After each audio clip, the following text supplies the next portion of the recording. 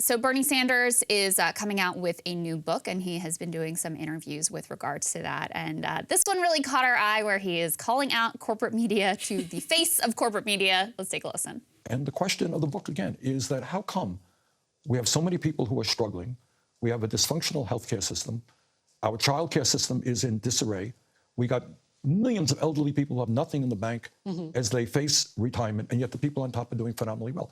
And Margaret, what the book is about is saying that we have more income and wealth inequality today than we've ever had. We have more concentration of ownership in sector after sector than we have ever had. We have a political system which is increasingly corrupt because as a result of Citizens United, billionaires can put enormous amounts of money into it to elect their candidates. And we have, 8 major media conglomerates, corporate media conglomerates, that control about what 90% of the American people see, hear, and read. Those are really issues that we need to discuss. That's what the book does. Do you worry when you talk about the corporate media that you are targeting journalists when you say that? No. Donald Trump talks about fake news, and that's simply to deflect attention from the fact that he's a pathological liar. My experience one-on-one with media, they work hard. They very rarely am I misquoted. But what I am talking about, Margaret, is that corporate media limits the kind of debate that we have in this country. You tell me, you know more about it than I do. How often do we talk about income and wealth inequality? We're talking about right now, Senator. Yeah, but how often? Not everybody is Bernie Sanders on your show. How often do you talk about concentration of ownership? How often do you talk about the fact that we are the only major country on earth not to guarantee health care at all, and yet we spend twice as much money? How often do you talk about that if somebody has a baby in Finland, they're getting 9 months off or 10 months off paid family leave? I will talk to you about paid leave for families any day of the week. They also have like a 56% tax rate in Finland, though. It's a very different system. But, good, but let's talk about it. What do they get for that? They get free health care, right? Free higher education? That's exactly what I'm talking about. Yeah. That's the debate I want, and that's the debate we really don't have on the corporate media. That was great. Yeah, what do you think of that? So satisfying. When she asks the question about whether he's targeting targeting journalists. Oh my God. But the implication of that question is that there's a legitimate argument to be made that when you criticize media in a substantive way, as Bernie Sanders has done for decades, by the way, that it is a threat to journalists, that in some way that undermines the safety of journalists. Right. The fact that that question sees the light of day in an interview with Bernie Sanders, I think, is an embarrassment. It's such a great point. Yeah, the idea that you can't critique corporate journalism without you're creating a safety risk for me. Aren't you targeting journalists? Blah, blah, blah. I mean, they use so much of what Trump did to justify insulating themselves from any criticism. And meanwhile, let Julian Assange and actual fighters for press freedom twist in the wind, and very little coverage there. Finally, belatedly, the New York Times and other outlets did put out a letter calling for him to, for the charges to ultimately be dropped.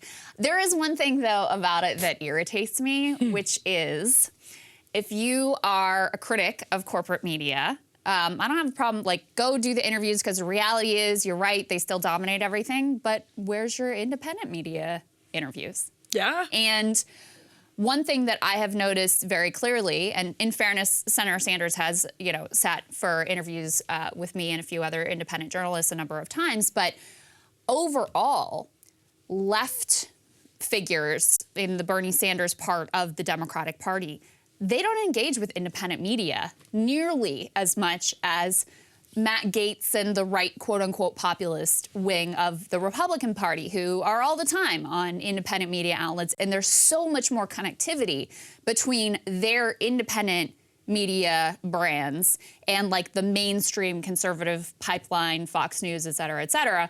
And that's reflected in the politician's choice of where they sit for interviews as well. So if you have a critique of the corporate media and you want to boost truly independent media, then you have a lot of power and a lot of cachet, and you could help with that process of legitimizing them, because if left-wing political figures don't take their independent media outlets seriously, then how is anyone else going to? No, it's such an important point, and it reminds me of a problem that also exists on the right. And in one sense, until the populist movement on the left that Bernie Sanders himself helped catalyze, until that really took off, I don't think the left had the ability or even the need. I think it had the need, but people didn't recognize the need for alternative left media. Yeah. Because on the cultural issues, you got a lot of that from the corporate press, not on the economic issues, as Bernie Sanders just talked about. Yeah, but on the right, it's the same thing with the Trump White House whining every single day about the fake news media and then giving all of their scoops to the New York Times or to Politico or to the Washington Post and leaking only to them. And listen, this is actually not sour grapes, but I think it's an important point that if you are a populist politician, whether you're left or right, it's not even just about sitting down for interviews. It's about like giving information to be reported out to those outlets. And one place that's really good at doing that, The Intercept gets a lot of that. But like if you're Bernie Sanders, like looking at The Intercept, looking at breaking points, like looking at these places is so important. And it's not, I think it's not just about interviews, but it's also about when you have news to break, go to them and let them do a better job reporting the story out. Yeah. Let the Washington Examiner do a better job reporting the story out than the Washington Post will, even though the Washington Post has this veneer of prestige that you agree is totally unearned. So why are you taking your information to them and not to the places that you could empower and build up their brand and their power by bringing it to them? Yeah. Stupid. And full disclosure, I have been trying to get an interview with Bernie about his new book. There's a possibility that may happen. I'm, hoping, crossing my fingers, whatever. We'll see if it ultimately comes through. But listen, there are a lot of ways to boost independent media. Some of those ways are through legislation, things that are focused on tech companies, things we've been covering here as well. But some of them are really simple. Just actually show up with them.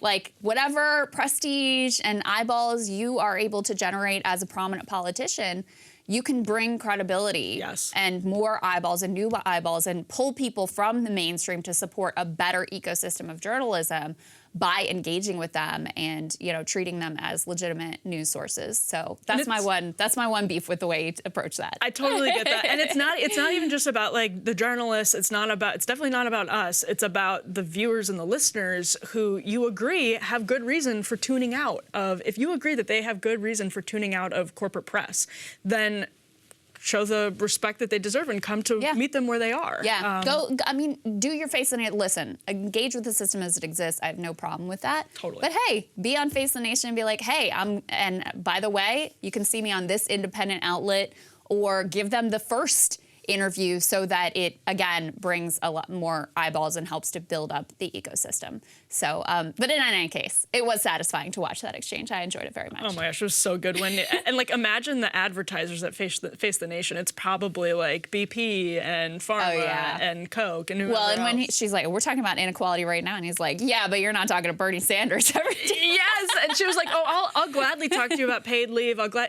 it's like, yeah, easy enough to say, but you will never make that. You will never make a sort of populist focus point of your show day in and day out, no matter how much you say, like, oh, we gave it 10 seconds here and there. Yeah, they love the horse race. That's the easiest thing for them to ultimately cover.